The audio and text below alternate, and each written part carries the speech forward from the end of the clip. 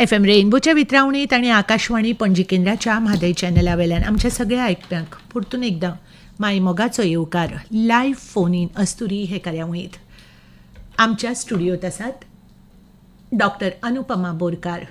नमस्ते doctor. नमस्ते. Breast cancer awareness हो आयचो विशय आसा. तुमच्या सांगातान आसा हांव चारुशिला. कार्यावळ सुरू करतना डॉक्टरांची वळख थोडे भितर हांव करून दितां. डॉक्टर अनुपमा बोरकार, प्रोफेसर आणि head of the department of medical oncology, Goa medical college. तशें जर तुमकां बारीक सांगचें पडत जाल्यार डॉक्टर अनुपमा बोरकार हांणी ह्या क्षेत्रांत खूब काम केल्लें आसा. अनेक कॉलेजींनी आनी हॉस्पिटलांनी त्यो वतात. गोवा पॅलिएटिव्ह केअर पॉलिसी आनी संबंदीत मेडिसीन हे सगळें सुरू करपाक तांचो मोलाचो वांटो आसा. अनेक सुविधा तांणी ह्या क्षेत्रांत हॉस्पिटलांत उपलब्ध करून दिल्यात. तांची क्लिनिकल प्रॅक्टीस ताच्या वांगडाच त्यो लोकां वांगडाय ह्या दुखण्याची जागृताय करपा खातीर तांकां शिक्षीत करपा खातीर वावुरतात.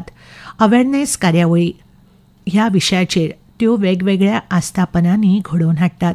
डॉक्टर अनुपमा बोरकार, परतून एकदां आमच्या कार्यक्रमांत आकाशवाणी परिवार तुमकां माये मोगाचो येवकार दिता. दोतोर, तुमकां स्वागत करतना हांव तुमच्या आवडीचें गीत वाजयतां. पूण म्हजो पयलो प्रश्न, दोतोर, ह्या फिल्डान तुमी कशी आयली? मी काही उत्तरं मराठीत देईन कारण मला कोकणीत एवढं चांगलं बोलता येत नाही. जेव्हा माझं MD पुरी झाली तेव्हा माझी खूप इच्छा होती की पुढे काहीतरी शिकायला पाहिजे आणि त्यावेळेला मला ब्लड कॅन्सर, लहान मुलांचे कॅन्सर ह्याच्यात खूप इंटरेस्ट होता. आणि त्यावेळेला आपल्या देशात ह्या विषयांमध्ये सुपर स्पेशलायझेशन किंवा पुढचं शिक्षणची काही सोय नव्हती. म्हणून मग मी अमेरिकेला जाऊन फेलोशिप केली आणि मग मी परत आले आणि मग त्याच्यानंतर मग मी कॅन्सर तज्ज्ञ म्हणून काम करायला लागले. दोतोर, आणि ब्रेस्ट कॅन्सर होच विषय कित्याक? ब्रेस्ट कॅन्सर हा आपल्या देशात खूप जास्ती प्रमाणात आढळतो. म्हणजे बाकीच्या देशांपेक्षा जास्ती असं नाही, पण बाकीच्या आजारांपेक्षा ब्रेस्ट कॅन्सर हा जास्ती प्रमाणात आढळतो. गोवा मेडिकल कॉलेजमध्ये गेली 7 वर्षाच्या आमच्या प्रॅक्टिसमध्ये आमच्या सगळ्या पेशंटमध्ये 25% पेशंट हे ब्रेस्ट कॅन्सरचे असतात. आणि ब्रेस्ट कॅन्सर हा असा आजार आहे की जो जर सगळ्या स्त्रिया जागरूक असतील, जर सगळे डॉक्टर जागरूक असतील तर तो खूप लवकरच्या टप्प्यामध्ये आपल्याला त्याचं निदान करता येतं. आणि जर लवकरच्या टप्प्यामध्ये निदान झालं तर हा ट्रीटमेंट करून पूर्णपणे बरा होऊन स्त्रिया पूर्ण रोगमुक्त क्युअर होऊ शकतो. म्हणून ह्याच्यात जास्ती काम करावं किंवा त्याचा जास्तीत जास्त बायकांना, स्त्रियांना फायदा व्हावा अशी माझी इच्छा आहे. दोतोर, म्हाका न्ही एक प्रश्न आसा. प्रेमा धारवाडकार दिवचलच्यान त्यो विचारतात की स्तनाचो कॅन्सर हो वाडत चल्ला, दिसान दीस ताची संख्या वाडटा जशें तुमी सांगलें. मागीर ताची कारणां कितें, कित्याक जाता अशें? स्तनाचा कॅन्सर होण्याची कारणं खूप आहेत, पण प्रत्येक स्त्रीमध्ये जेव्हा हा आजार होतो, म्हणजे ज्या स्त्रीमध्ये होतो तेव्हा त्या स्त्रीला तो कशामुळे झाला हे आपण नक्की सांगू शकत नाही. आता स्तनाचा कॅन्सर होण्याची कारणं म्हणजे एक म्हणजे जसं जसं वय वाढत जातं तसं तसं स्तनाचा कॅन्सर होण्याचा चान्स वाढत जातो. दुसरं म्हणजे जर स्त्रीने गरोदर राहिली नसेल, मूल झालं नसेल, जर मूल झालं असेल पण स्तनपान केलं नसेल तर स्तनाचा कॅन्सर होण्याचा चान्स जास्ती असतो. जर बर्थ कंट्रोल पिल्स ज्या असतात, ओरल कॉन्ट्रासेप्टिव्ह पिल्स, मुलं होऊ नये म्हणून ज्या गोळ्या घेतल्या जातात, त्या गोळ्या जर बरीच वर्ष सलग घेतल्या तर त्याच्यामुळे स्तनाचा कॅन्सर होण्याची शक्यता वाढते. जर मूल झालं पण ते खूप उशिराच्या वयात झालं, म्हणजे 35 नंतर, तर ह्या स्त्रियांमध्ये स्तनाचा कॅन्सर होण्याचा हे जास्ती असतं. त्याचप्रमाणे तंबाखूचं सेवन करणं किंवा सिगरेट ओढणं, अल्कोहोल म्हणजे दारूचा वापर करणं, आणि तिसरं म्हणजे स्थूलपणा, ओबेसिटी ज्याला म्हणतात, की जर वजन खूप जास्ती असेल तर शरीरामध्ये फॅट वाढलं की ह्या फॅट सेल्समध्ये इस्ट्रोजन बनतं आणि त्याच्यामुळे स्तनाचा कॅन्सर. म्हणून एक आहारात काहीतरी नियंत्रण ठेवणं, वजन बेतात राहणं, शारीरिक व्यायाम करणं रोजच्या रोज, की ज्याच्यामुळे वजन सीमित राहतं, कंट्रोलान रावता. हे खूप महत्त्वाचं आहे. कारण ओबेसिटी किंवा स्थूलपणा आणि ब्रेस्ट कॅन्सर ह्याचा खूप जवळचा संबंध आहे. दोतोर, म्हाका न्ही ह्याच विशयाचेर एक प्रश्न आयिल्लो आसा, तो आमी मागीर घेवया.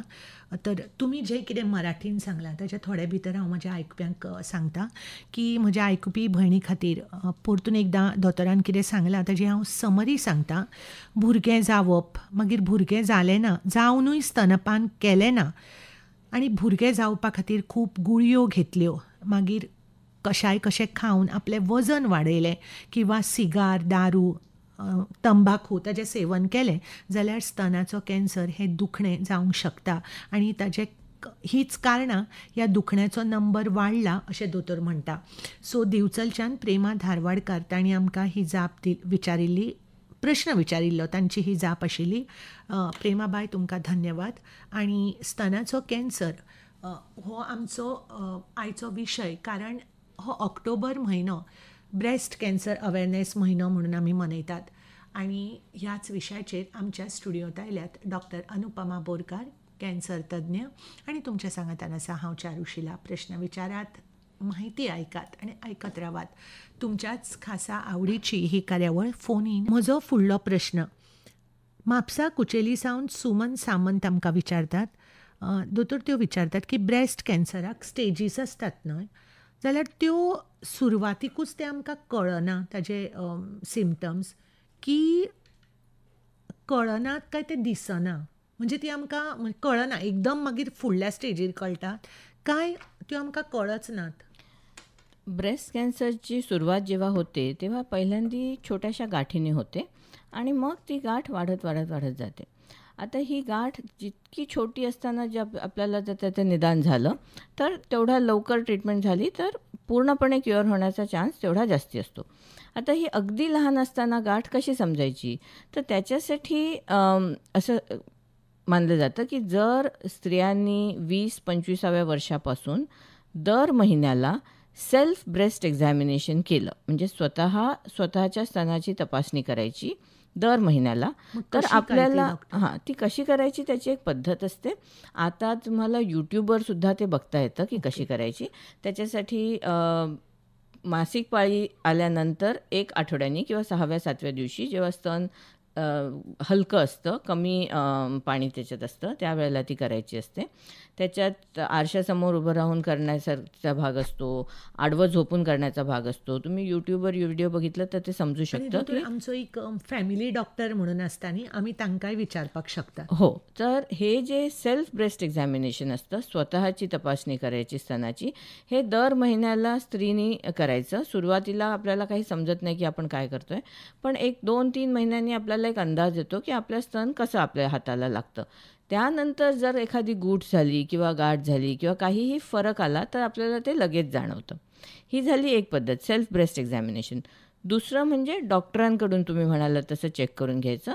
ते आम्ही सांगतो की वर्षाच्या 40व्या वर्षानंतर वर्षातून एकदा किंवा 2 वर्षातून एकदा डॉक्टरांच्याकडून तपासणी करून घ्यायची.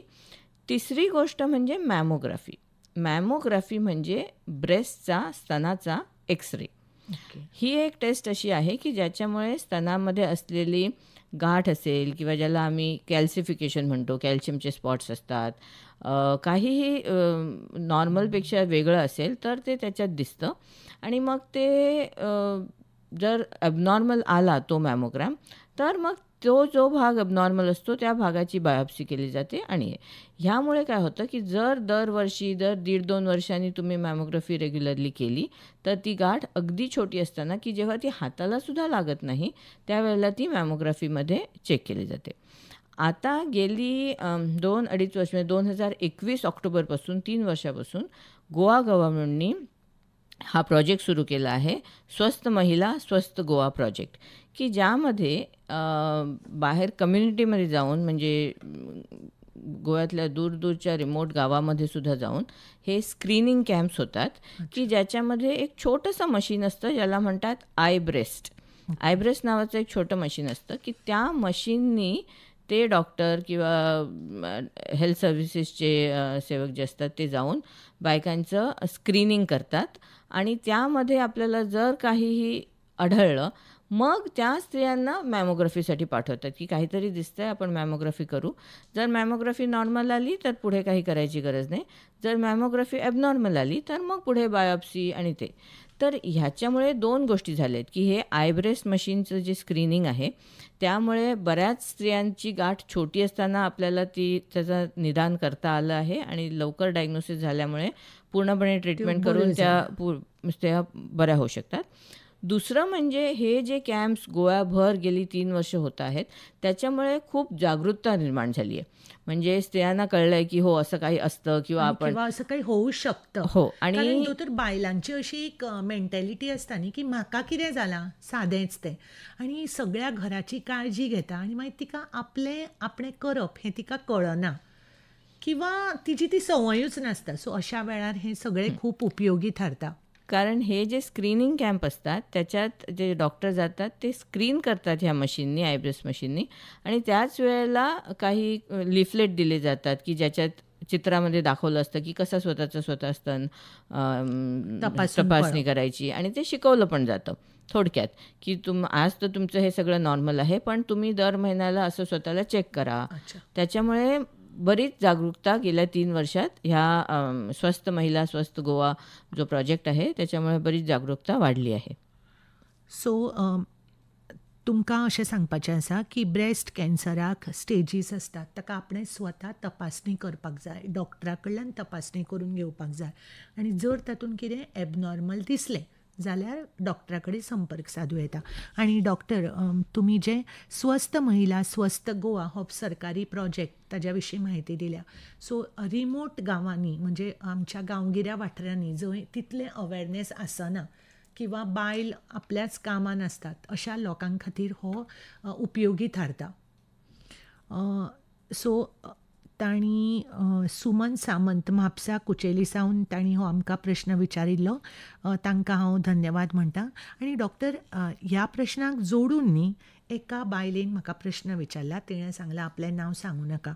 त्यो स्वता कॅन्सर सर्वायवर त्यो कितें म्हणटात की शस्त्रक्रिया मागीर कॅमोथेरपी मागीर ती वखदां मागीर पोस्ट ऑपरेटीव केअर हाज्या विशीं तुमी कितें सांगत आनी सरकारी येवजण्यो आसत काय?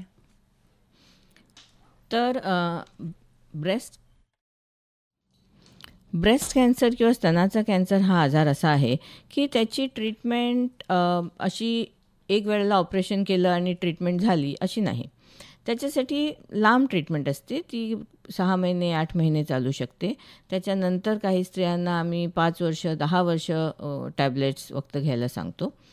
परंतु गोवा मेडिकल कॉलेजमध्ये आपल्या गोवा सरकारच्या तर्फे ही सर्व ट्रीटमेंट पूर्णपणे विनाशुल्क केली जाते.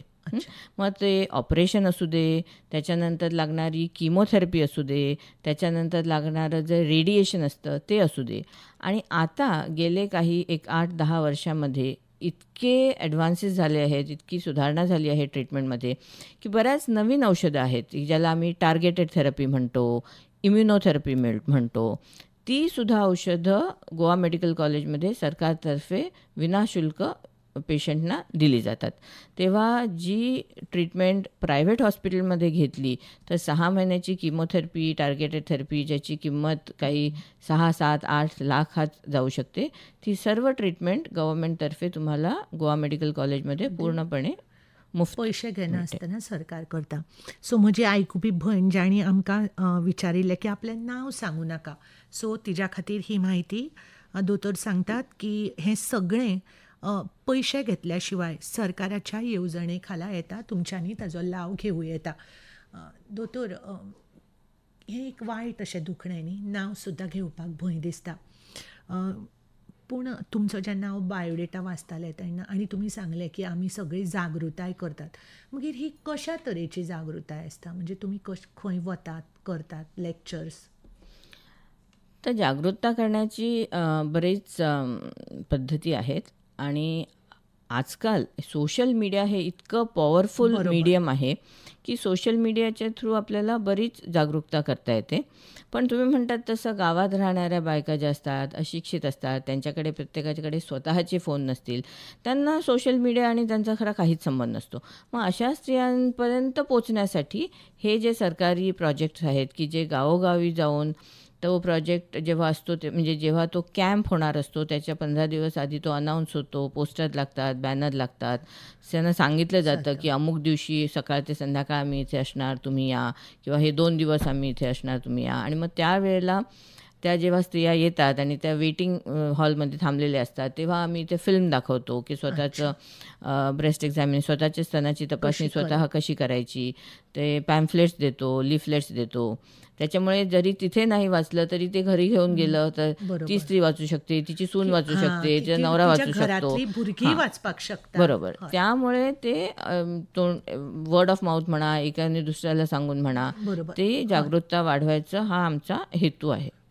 दोतोर आता पळया तुम्ही अशो बायलो सांगल्यो ज्यो आर्थीकदृष्ट्या सकल आसात किंवा तांच्याकडे त्यो वाचूंक शकनात किंवा तांच्याकडे फोन ना. सो अशा गांवगिऱ्या वाठारांतल्या बायलां खातीर तुमी अशे कार्यक्रम करतात. आतां आनीक एक म्हज्यो आयकुपी भयणी आसतल्यो जांकां एक सर्वसाधारणपणान आसता की म्हाका कितें जालां, म्हाका कांय ना, तें सादेंच जालां अशें. ह्या बायलां खातीर तुमी कितें सांगशात? तर स्तनामध्ये जर कधीही गाठ आढळली, म्हणजे ती तुम्ही दर महिन्याची तपासणी करत असाल किंवा तुम्ही जे अंघोळ करताना, कपडे बदलताना जर तुम्हाला कधीही काही गाठ आढळली तर लगेच त्याची तपासणी करणं आवश्यक आहे. आता जेव्हा कुठच्याही स्त्रीला स्तनामध्ये गाठ जाणवते 70 ते 80% चान्स आहे की ती साधी गाठ असणार, की ते सिस्ट असू शकतं, फायब्रो ॲडिनोमा असू शकतं, कुठे काही धक्का लागला असेल तर छोटासा हिमॅटोमा असू शकतो. पण 20 ते 30% चान्स आहे की ती गाठ सिरियस आहे, की ती ब्रेस्ट कॅन्सरची असू शकते. त्यामुळे कधीही जर गाठ लागली तर त्याची तपासणी करून घ्यायची, पण घाबरण्याची गरज नाही. 70-80% ती नॉर्मल निघेल, त्याच्यासाठी काही मोठी ट्रीटमेंट लागणार नाही. पण जर ती कॅन्सरची निघाली तर मी म्हटलं तसं आपल्याकडे ट्रीटमेंट अवेलेबल आहे. गव्हर्नमेंटच्या तर्फे ती मुफ्त मिळू शकते आणि लवकरच्या स्टेजमध्ये जर असेल तर पेशंट पूर्णपणे बरे होऊन पुढचं नॉर्मल आयुष्य जगू शकतात. आमच्याकडे काही पेशंट आहेत की ज्या लेट 20s म्हणजे 27-28 किंवा त्याच्यानंतर 30-32-34 वर्षाचे पेशंट्ससुद्धा आहेत. म्हणजे ह्या वयातसुद्धा हल्ली आम्ही ब्रेस्ट कॅन्सरचा आजार बघतो आणि त्यांची ट्रीटमेंट झाल्यानंतर 5 वर्ष जी औषधं घ्यायची गरज असते ती घेतल्यानंतर जर त्या 35 वर्षाच्या झाल्या तर त्याच्यानंतर जर त्यांची इच्छा असेल तर त्यांना पुन्हा मूलसुद्धा होऊ शकतं. तेव्हा ट्रीटमेंटला घाबरण्यासारखं काहीच नाही आहे, नॉर्मल लाईफ जगू शकतात. किमोथेरपी म्हटल्यावर सुद्धा बरेच लोक घाबरतात, कारण त्यांना असं वाटतं किमोथेरपी म्हणजे खूप त्रास होतो, केस जातात, उलट्या होतात. पण आता किमोथेरपीमध्ये पण इतकी नवीन औषधं आलेली आहेत, त्याची साईड इफेक्ट्स कमी करण्यासाठी जी औषधं आहेत ती पण इतके चांगल्या क्वालिटीची आहेत की पूर्वीचं जे किमो म्हटल्यावर जे हे होतं ती तशी आता परिस्थिती राहिलेली नाही आहे. आमचे बरेच पेशंट्स असतात की जे एक दिवस सुट्टी घेऊन किमो घेतात, रविवारी आराम करतात, शनिवार रविवार, आणि सोमवारपासून पुन्हा ऑफिसला पण जातात. सो आयकुपी म्हज्यो भयणी दोतोर म्हणटात की तुमकां जर नॉर्मल ना अशें दिसलें जाल्यार तुमी तें तपासून घेयात, ट्रीटमेंट आसा. म्हणजे ती केवळ फक्त एक स्तनात गाठ आहे असं पण नाही.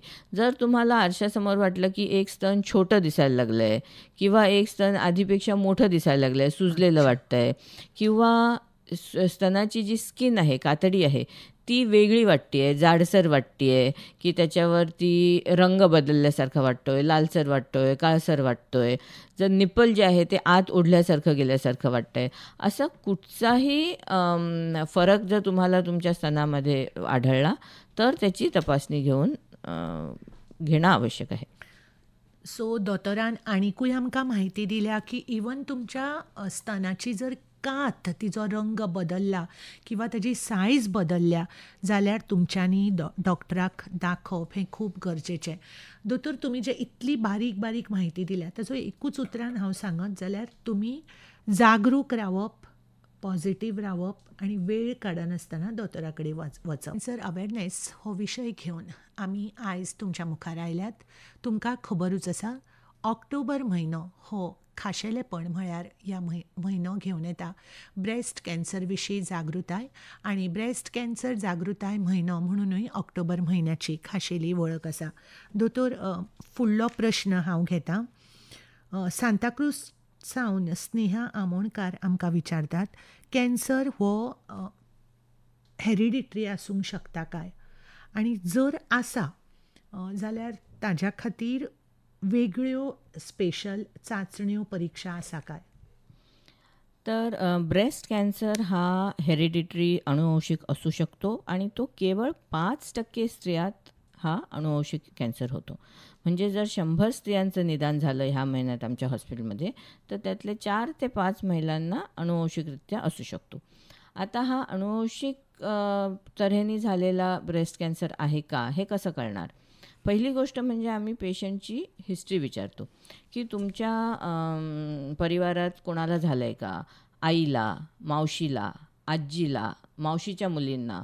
जर फॅमिलीच्या आईच्या बाजूनी जर झालेला असेल, ब्रेस्ट कॅन्सर असो, युट्रसचा कॅन्सर असो किंवा बाकी पँक्रिएटिक कॅन्सर कमी प्रमाणात, पण युट्रस आणि ब्रेस्टपैकी काही झालेलं असेल 1 किंवा 2 जणात अजून परिवारामध्ये, तर आम्हाला तो संशय खूप येतो की हे हेरिडिटरी असू शकतो. आणि मग आम्ही त्याच्यासाठी कन्फर्म करण्यासाठी एक ब्लड टेस्ट करतो. ही ब्लड टेस्ट पूर्वी खूप खर्चिक असायची, आता ती कमी पैशामध्ये होऊ शकते. त्या ब्लड टेस्टमध्ये आम्हाला समजतं की तुमच्या शरीरामध्ये काही जीन म्युटेशन्स आहेत का, की ज्याच्यामुळे तुम्हाला ब्रेस्ट कॅन्सर होण्याचं प्रमाण बाकीच्या लोकांपेक्षा जास्ती आहे.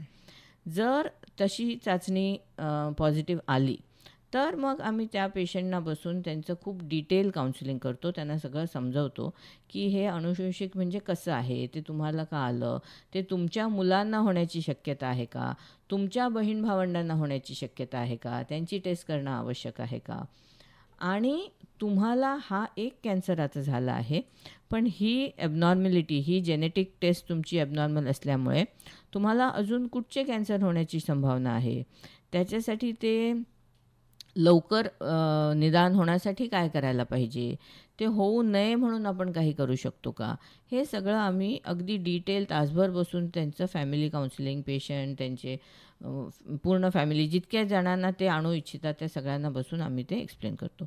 पण हे जे चेकिंग आहे हे एका ब्लड टेस्टने होतं आणि ते बऱ्यापैकी सोप्या पद्धतीने आता केलं जाऊ शकतं. दोतोर, आता स्नेहा आमोणकार हांच्या प्रश्नांक तुम्ही जाप दिल्या की हे पळोवपाक टेस्ट आसा आनी तो एक ब्लड टेस्ट म्हळ्यार तातूंतल्यान जाता. पण तांच्या प्रश्नांक जोडून म्हजो प्रश्न असो आसा की तुमच्या उतरां हांव आयकतालें तेन्ना हें जालें कॅन्सर जातकच न्ही, जेन्ना तुका कितें तरी एबनॉर्मल जालां आनी तूं वता तेन्ना प्रश्न येतो की ते हेरिडिटरी आहे का. पण आधीच समजा एका फॅमिलीत कुणाला तरी आहे, तर मग तिच्या मुलीनं ते करावं का, या म्हणजे हो म्हजो प्रश्न म्हाका एक मनान आयलो. तुमचा प्रश्न अगदी बरोबर आहे की बऱ्याच स्त्रियांना जेव्हा स्तनाचा कॅन्सर होतो तेव्हा त्यांचे स्वतःची ट्रीटमेंट ही एक गोष्ट, दुसरी त्यांना काळजी असते पण माझ्या मुलींना हे होणार का, त्यांना कितें करप आसता. तर आम्ही हे जे टेस्टिंग करतो, एक तर करतो की जर आधीच परिवारात कोणाला झालं असेल तर, दुसरं जर 40हून कमी वयात जर ब्रेस्ट कॅन्सर झाला तर तो अनुवंशिक असण्याची शक्यता असते. मग आम्ही त्यांना सांगतो की तुम्हाला खूप लवकरच्या वयात झालं आहे, आपण ही टेस्ट करायला पाहिजे. तिसरं म्हणजे ब्रेस्ट कॅन्सर, सर्व ब्रेस्ट कॅन्सर एकसारखे नसतात. त्याच्यामध्ये पेशंटच्या ब्रेस्ट कॅन्सरच्या पेशीवर कुठचे रिसेप्टर्स आहेत, हॉर्मोन रिसेप्टर आहेत, HER2 रिसेप्टर आहे, काहीच रिसेप्टर नाही आहेत, त्याप्रमाणे त्यांचा स्तनाचा कॅन्सर किती वेगाने वाढायची शक्यता आहे, तो पसरायची शक्यता किती आहे, तो ट्रीटमेंट केल्यानंतर परत येण्याची शक्यता किती आहे, हे सगळं अवलंबून असतं. तर जर पेशंटचे मी म्हटलं तसे 3 प्रकारचे रिसेप्टर आम्ही टेस्ट करतो. जर ते तिन्ही रिसेप्टर नेगेटिव्ह असतील, की ज्याला आम्ही ट्रिपल नेगेटिव्ह ब्रेस्ट कॅन्सर असं म्हणतो, तर ज्या स्त्रियांना ट्रिपल नेगेटिव्ह ब्रेस्ट कॅन्सर असतो त्यांच्यात आम्ही ही हेरिडिटरी आहे की नाही ही टेस्ट करतो. आणि जर एखाद्या पेशंटचं पॉझिटिव्ह आलं आणि त्यांच्या फॅमिलीमधल्या बहिणी वगैरे आल्या की नाही आम्हाला पण चेक करा, होण्याच्या आधी आम्हाला कळू दे, एक्झॅक्टली. तर आणि जर आपण त्यांची टेस्ट केली आणि त्या बहिणी किंवा मुली किंवा मावशी कोणीही पॉझिटिव्ह आले, तर मग आम्ही त्यांच्या काउन्सिलिंगमध्ये त्यांना सांगतो की एक तर बाकीच्या सर्वसाधारण स्त्रियांना आम्ही सांगतो की तुम्ही मॅमोग्राफी 40व्या वर्षी सुरू केली पाहिजे, पण जर तुम्हाला हेरिडिटरी रिस्क असेल तर तुम्ही मॅमोग्राफी 30व्या वर्षी चालू केली पाहिजे. त्या बाकीच्या स्त्रियांना आम्ही सांगतो 1.5-2 वर्षांनी केली तर चालेल, तुम्हाला आम्ही सांगणार की दरवर्षी केलीच पाहिजे. त्याशिवाय पोटाची सोनोग्राफी की ज्याच्यामध्ये ओव्हरीजमध्ये जर का कॅन्सर असेल, स्वेलिंग असेल, सिस्ट असेल, ते आपल्याला समजू शकतं, तर ती पोटाची सोनोग्राफी पण दरवर्षी करायला पाहिजे. दरवर्षी डॉक्टरांच्याकडून चेकअप करून घ्यायला पाहिजे. हे आहे ते लवकर निदान होण्यासाठी. पण काहीसे असे होतात की म्हणतात मग ते लवकर का, आपण ते निदान होण्याची मला वाटच नाही बघायची, डॉक्टर मला सांगा की मला होऊ नये म्हणून मी काय करावं. तर ह्याच्यासाठी पण उपाय आहे. तो ऑफकोर्स सगळ्या स्त्रियांना लागू नाही आहे, पण ज्यांना हे समजून ते करण्याची इच्छा आहे त्यांना हा ऑप्शन दिला जाऊ शकतो की तुम्हाला BRCA1 हे जीन पॉझिटिव्ह आहे, तुम्हाला 80% चान्स आहे की तुमच्या आयुष्यात तुम्हाला ब्रेस्ट कॅन्सर होईल, आणि जर तुम्हाला असं वाटतं की नाही होऊच नको, ह्याच्या आधीच काही करावं, तर आपण होण्याच्या आधी ब्रेस्ट काढायचं ऑपरेशन करू शकतो. त्याला आम्ही म्हणतो प्रॉफिलॅक्टिक मॅस्टेक्टमी, की होण्याच्या आधी प्रिव्हेंटिव्ह मेजर म्हणून ब्रेस्ट काढायचं. त्याला रिस्क रिडक्शन सर्जरी असं पण म्हणतात, की कॅन्सर होण्याची रिस्क कमी करण्यासाठी ब्रेस्ट नाही तर ब्रेस्ट कॅन्सर नाही, तेव्हा ती जर ब्रेस्ट काढूनच टाकली तर. आता एक तुम्हाला पण डॉक्टर हे उदाहरण, सगळं कोण ठरवता? आम्ही पेशंटना समजावून सांगतो की हे तुमचे ऑप्शन्स आहेत. तुम्हाला आज इथे समोर माझ्यापासून काहीही डिसिजन घ्यायचं नाही आहे. तुम्ही घरी जा, तुम्ही काही दिवस ह्याच्यावर विचार करा, तुमच्या घरच्यांशी बोला, दुसऱ्या पाहिजे तर एका डॉक्टरचं सेकंड ओपिनियन घ्या. तुम्हाला मोठ्या हॉस्पिटलमध्ये जायचं तर आम्ही टाटा हॉस्पिटलला रेफर करतो, त्यांच्याकडे जेनेटिक काउन्सिलर्स आहे. कारण हे जे डिसिजन असतं हे असं तडकाफडकी घ्यायचं नसतं. तुम्ही 2, 3, 4 महिने विचार करा, आणि जर तुम्हाला वाटलं गरजही नसता नी डॉक्टर कित्याक हां, तर आता गरज आवय आहे जाल्या म्हणून भुरग्याक जातलेच अशें ना. भुरग्यात जातले असते ना, पण जर टेस्ट पॉझिटिव्ह असेल अच्छा, तर 80% चान्स आहे की तुम्हाला कॅन्सर होण्याची शक्यता आहे. मागीर तो ब्रेस्ट त्या काढप पेशंट- हे हां. उपाय ठरता. Okay okay. किंवा एक ब्रेस्टमध्ये झाला आणि म्हणून आपण टेस्ट केली, जर 35व्या वर्षी एका ब्रेस्टमध्ये कॅन्सर झाला म्हणून आपण टेस्ट केली आणि ती पॉझिटिव्ह आली, तर ही ब्रेस्ट तर आहे म्हणून काढली, पण दुसरी ब्रेस्ट पण काढायची का, हा ऑप्शन आम्ही पेशंटला देऊ शकतो. ओके, बरं. एक तुम्हाला उदाहरण म्हणून अमेरिकेतली एक नटी आहे अँजेलिना जोली, की तिला त्यांच्या फॅमिलीमध्ये ही टेस्ट पॉझिटिव्ह आली, तिने केली, तिची पण पॉझिटिव्ह आली, आणि तिने हे ऑपरेशन करून घेतलं की दोन्ही ब्रेस्ट काढून घेतल्या आणि प्लॅस्टिक सर्जरी करून पुन्हा ब्रेस्ट कन्स्ट्रक्ट केल्या. आणि काही वर्षानंतर पुन्हा ओव्हरीचा कॅन्सर होऊ नये म्हणून तिने दोन्ही ओव्हरी पण काढून घेतल्या. पण सर्वसाधारण स्त्रियांना हे शक्य नाही. बरोबर, एक्झॅक्टली. त्याच्यामुळे आपल्याला आपल्या हेल्थ सिस्टीममध्ये काय आपण करू शकतो, कशा प्रकारे आपण पेशंटना फॉलो करू शकतो, कुठच्या टेस्ट आहे, कुठचे ऑपरेशन्स अवेलेबल आहेत, हे सगळं विचार करून मग ते घ्यायचं असतं. हे कधीच हे तडकाफडकी घेण्याचं डिसिजन नसतं. आणि ते दुखणे तशें म्हणजे रोखडें आपूण कितें ठरयलें अशें जायना. सो सांताक्रूज सावन स्नेहा आमोणकार, तुका देव बरें करूं. तुज्या प्रश्नाक आमी आनीकूय जोड लायल्यो आनी डॉक्टरान वेवस्थीत उत्तर दिलें. हांव तर म्हणीन की डॉक्टरान जें कितें सांगलां ताजी जर एक समरी करत जाल्यार आपणे आपले कॅन्सर विशीं जें कितें ज्ञान आसा तें स्वताचो उपयोग न करता डॉक्टराचो सल्लो घेवप खूब गरजेचें. दोतोर, आनीकूय प्रश्न? एक प्रश्न तांणी आमकां विचारला तो असो आसा की पणजेच्यान अन्नू शेट्टी हाणें हो प्रश्न आमकां विचारला. त्यो विचारतात, सकस जेवण, वजन नियंत्रण, सकारात्मक विचार, ह्या सगळ्याक ही सगळी जी आमची 3 तांणी हें सांगलां तें ह्या कॅन्सर हें आसा पळय ब्रेस्ट कॅन्सर ताजो धोको किंवा ताजी कितें म्हणटा ती तीव्रता कितली कमी जावं येता. त्यांनी म्हटलंय ते अगदी बरोबर आहे की सकस आहार, वजन वजन नियंत्रण. नियंत्रण ठेवणं आणि सकारात्मक विचार म्हणजे पॉझिटिव्हिटी ज्याला आम्ही म्हणतो ते. हे कुठच्याही आजाराला, फक्त कॅन्सर नाही, कुठचाही आजार झाला असेल तर त्याच्यातून बरं होण्यासाठी ह्या 3 गोष्टी अतिशय महत्त्वाच्या आहेत आणि कॅन्सरमध्ये तर आहेतच आहेत. आहारातून आपल्याला म्हणजे शरीराचं जर वर्षानुवर्ष चुकीचा आहार घेतला असेल आणि त्याच्यामुळे जर शरीरामध्ये व्हिटॅमिन डेफिशियन्सीज असतील, स्थूलपणा असेल, मायक्रोन्यूट्रिएंट डेफिशियन्सी असेल तर चांगला आहार, सकस आहार घेतल्याने तो फायदा होऊ शकतो.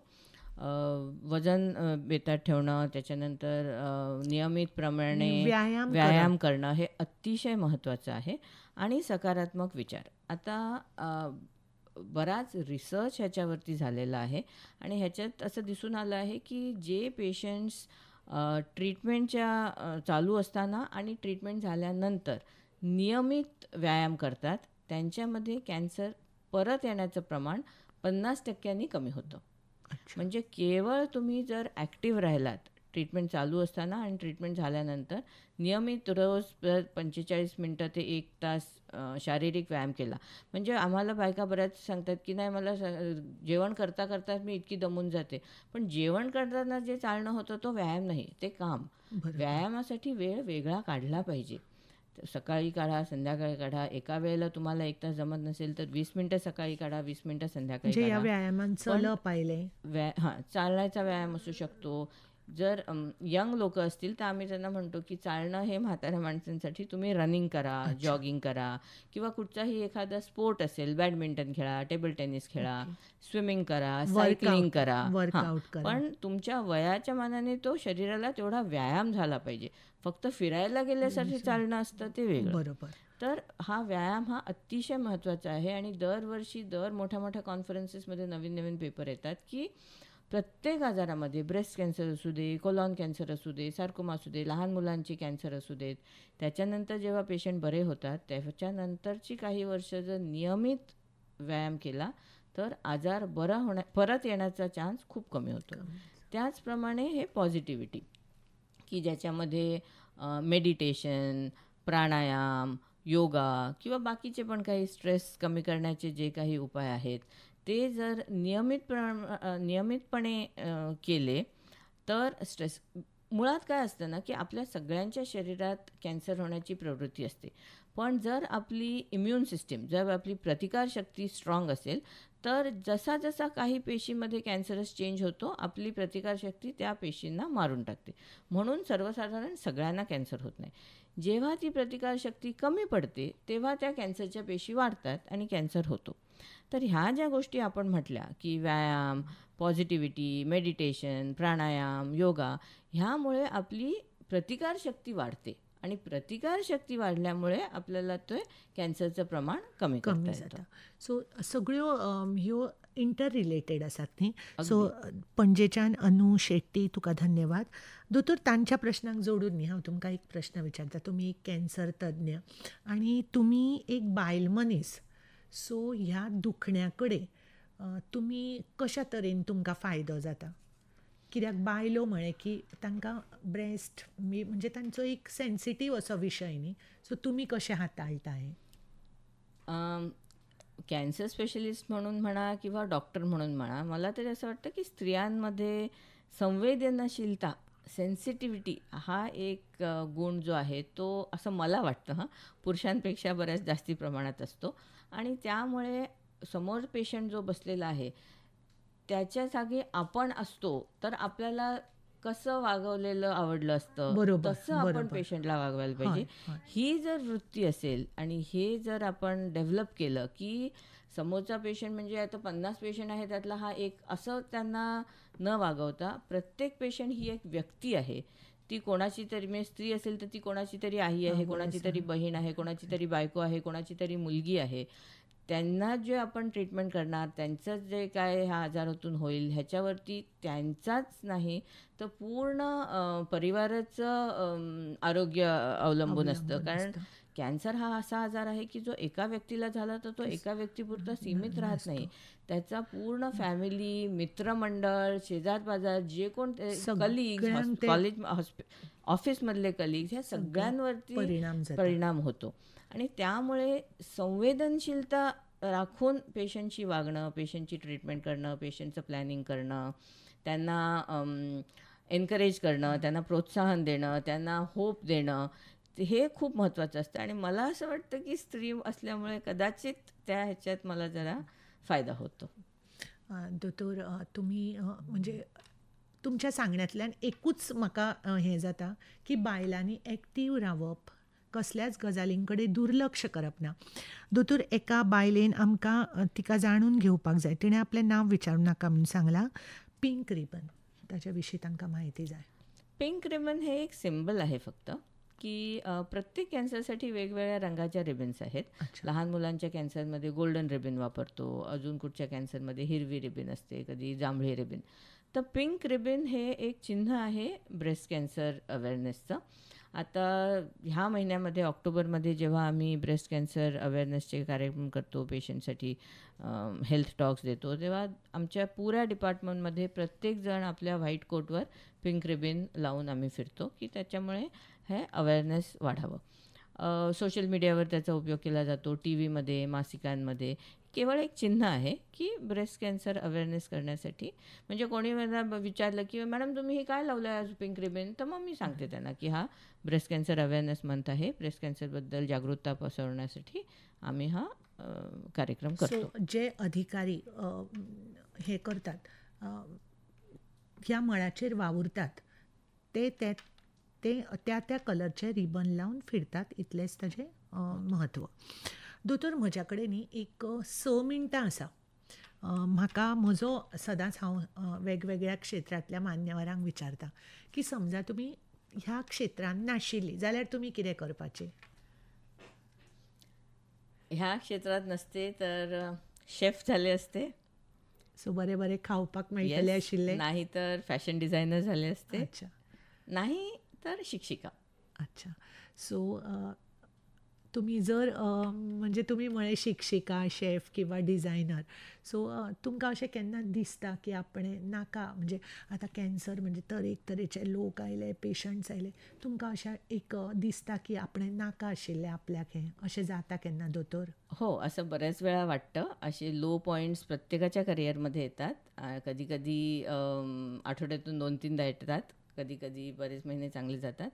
पण हा जो आमचा विषय आहे, ह्याचं जे आम्ही ट्रेनिंग घेतलं आहे आणि घेतलं नाही, ह्याच्यासाठी आम्हाला रोज वाचन करायला लागतं. कॅन्सर हा असा विषय आहे की ज्याच्यात दर दिवशी नवीन औषधांचे शोध लागतात, त्याचे नवीन ट्रायल्स होतात आणि ट्रीटमेंट पेशंटची करायची तर ह्या सगळ्याची माहिती असणं आवश्यक असतं. त्याच्यामुळे रोज 2-3 तास वाचन करावं लागतं. आणि एवढी सगळी मेहनत घेतल्यावर आणि एवढे पेशंट्स इतकी वर्ष ट्रीट केल्यानंतर एका प्रकारची टेनेसिटी आलेली असते की जरी असं वाटलं की नको आता हे पुरे, तरी ती फिलिंग एक काही काळासाठी राहते, काही तासापुरती राहते, एका दिवसापुरती राहते. दुसऱ्या सकाळी उठून पुन्हा चला आता हॉस्पिटलमध्ये जाऊन काम करूया. आणि दोतोर मागीर कोणी बरो जालो की तुमकां परत बरें दिसता आसतलें. अगदी. आणि आम्ही त्याचं सेलिब्रेशन पण खूप करतो आमच्या डिपार्टमेंटमध्ये. दर आठवड्याला जेव्हा पेशंटची खूप लांब ट्रीटमेंट असते, लहान मुलांच्या कॅन्सरची 1.5-2 वर्ष ट्रीटमेंट राहते, जेव्हा ट्रीटमेंट संपते तेव्हा आमचं मोठं सेलिब्रेशन असतं. आम्ही केक कापतो, म्हणजे केक पेशंट कापतो आणि त्याच्यानंतर जितके वॉर्डमध्ये त्या दिवशी मुलं असतात, यंग लोक असतात, सगळ्यांना बोलवतो. म्हणजे त्यांना पण वाटतं की हां, ह्याची ट्रीटमेंट झाली, आता काही महिन्यात माझी पण ट्रीटमेंट आहे. सो त्या भुरग्या लोकांमध्ये सुद्धा एक पॉझिटिव्हिटी अगदी खूप आवश्यक आहे ही पॉझिटिव्हिटी मेंटेन करणं पेशंट्समध्ये, त्यांच्या आईवडिलांमध्ये, नातेवाईकांमध्ये, स्टाफमध्ये, नर्सेसमध्ये, बाकीच्या डॉक्टरांच्यामध्ये. कारण वर खाली हे होतच राहतं, पण त्याला तोंड देऊन पुन्हा पुढे काम करण्याची मनस्थिती राखण्यासाठी ही पॉझिटिव्हिटी हॉस्पिटलमध्ये, डिपार्टमेंटमध्ये मेंटेन करणं. ते म्हाका खूप बरें दिसलें. कारण जेन्ना एकटो भुरगो बरो जावन घरा वता तेन्ना बाकीच्यांकूय होप्स येता की चल आपुणूय केन्ना तरी वतलो. हें खूप म्हत्वाचें. दोतोर, 3 मिनटां म्हज्या हातान आसात. तुमचो छंद आणि आमच्या आयकुप्या खातीर मेसेज. छंद मी तेच म्हटलं तसं, कुकिंग रीडिंग, मला वाचनाची खूप आवड आहे. आता गेली काही वर्ष अकॅडमिकच वाचन जास्ती होतं, बाकीचं कमी होतं, पण तरी मी प्रयत्न करते. आणि प्रवास करणे, प्रवास मला खूप आवडतो. आणि cinema, Hindi cinema, English cinema, Marathi cinema. दर शनिवारी रात्री सगळी कामं झाली की मी 2-3 तास बसून सिनेमा बघते. ते माझे छंद. दोतोर, तुम्ही तुमच्या खूप बिझी शेड्युलांतल्यान आयली. म्हाका दिसता की आमी कोंकणीन उलयतात, आमची भाशा, पूण तुमी जें मराठीन सांगलें आनी तातूंत एक आत्मीयता आशिल्ली, आपलेपण आशिल्लें. सो भाशा ही म्हत्वाची नासता, तातूंतल्यो भावना म्हत्वाच्यो आसता. म्हज्या आयकुपी भयणींक खूब नॉलेज आज मेळ्ळ्या आसतली, पॉझिटिव्हिटी मेळ्ळ्या आसतली. दोतोर, एक वता वता संदेश. तर आपण जे आज जमलो आहोत की हे ब्रेस्ट कॅन्सर अवेअरनेस महिन्यासाठी, आणि आपल्याला जो स्वस्थ गोवा स्वस्थ महिला प्रोजेक्ट आहे की ज्याच्यामध्ये आजपर्यंत 1.7 लॅक्स म्हणजे 1.5 लाखाहून जास्ती स्त्रियांचं स्क्रीनिंग झालेलं आहे. तर हा प्रोजेक्ट अजून गव्हर्मेंट चालू ठेवणार आहे आणि जास्तीत जास्त स्त्रियांनी ह्याचा लाभ घ्यावा. जेव्हा तुमच्या एरियामध्ये, तुमच्या गावामध्ये, तुमच्या तालुक्यामध्ये जेव्हा हा कॅम्प होईल तेव्हा जाऊन त्याच्यामध्ये भाग घेऊन स्वतःचं चेकिंग करून घ्यावं. आणि फक्त एकदा नाही, हे दरवर्षी करायचं असतं. तर तुम्ही जर गेल्या वर्षी केलं असेल, नाही मी गेल्या वर्षी केलं, ह्या वर्षी नाही, ह्या वर्षी पुन्हा करून घ्या. कारण एका वर्षामध्ये पुन्हा तुमच्या शरीरात बदल होतात आणि गेल्या वर्षी गाठ नसेल तर ह्या वर्षी असू शकते. तर माझं हेच आवाहन आहे की एवढा मोठा प्रोजेक्ट गव्हर्मेंटने घेतला आहे, गव्हर्मेंट ह्याच्यावर खूप खर्च करत आहे. तर आमची अशी इच्छा आहे की प्रत्येक स्त्रीनी ह्याचा फायदा घ्यावा, तरच तो सक्सेसफुल आहे असं आम्ही मानू. खूप खूप धन्यवाद दोतोर. मनापासून तुमच्या फुडल्या कार्याक आकाशवाणी परिवार दिता तुमकां शुभेच्छा. धन्यवाद. तर ह्यो आशिल्ल्यो गोवा मेडिकल कॉलेजाच्यो तज्ञ कॅन्सर डिपार्टमेंटाच्यो मुखेली doctor Anupama Borkar. Breast cancer awareness ह्या विशयाचेर तांच्याकडे आमी संवाद सादिल्लो. तुमच्या सांगातान आशिल्लें हांव चारुशिला. परतून एकदां तुमकां सगळ्यांक देव बरें करूं म्हणीत तुमचो निरोप घेता. नमस्कार.